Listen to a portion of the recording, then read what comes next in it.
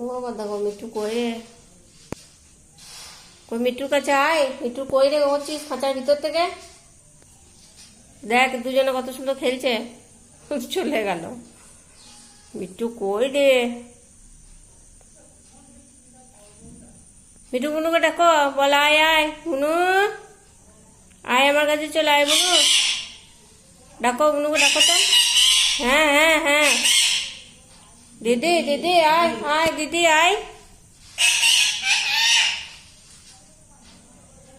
ডাকছো? ডাকো, আর একবার ডাকো। দিদি আয় রে, আয় আয়।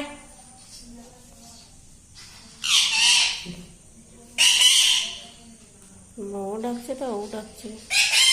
দিদি কেটো না বাবা, এ দিদি কেটো না, কাটতে নাই।